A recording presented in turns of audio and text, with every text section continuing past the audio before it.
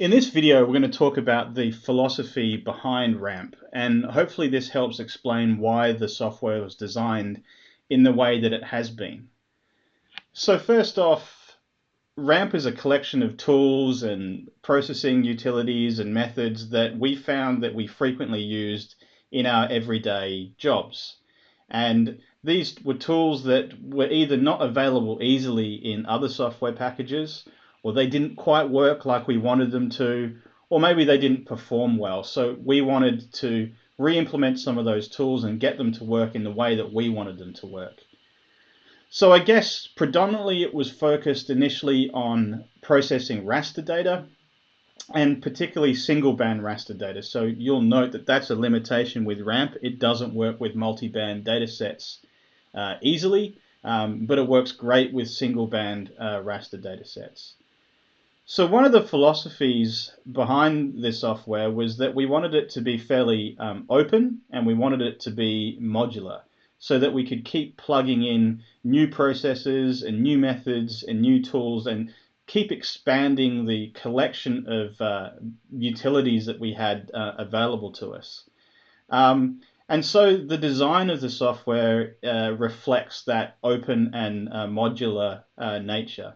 It's designed so that we can, if we want to, we can access the underlying libraries and write more .NET applications that leverage those libraries, or we can chain some of the packaged up processing utilities and methods into batch scripts or Python scripts. So it's designed to be as open as possible and adaptable and extensible as possible, so that we can quickly chain a bunch of utilities together and get working. The other philosophy behind it is that it's open source. It's freely available software. It's not, however, designed to be a GIS or an interactive image processing utility.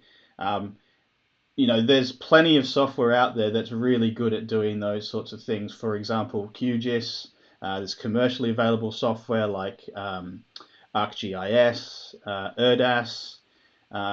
So we leave that sort of aspect of interactive processing and map making up to those software packages that are really good and powerful at doing those. So RAMP is really meant to provide a toolbox that complements those applications. So, for example, this is QGIS, and it's a great open source software GIS product. If anybody's looking for other tools, I suggest you go to ozgeo.org. This is the open source Geospatial Foundation's website where you can collaborate and you can download and use different open source geospatial software products. I'd like to note specifically the one that I would recommend. If I go to search here for projects, I'm going to look for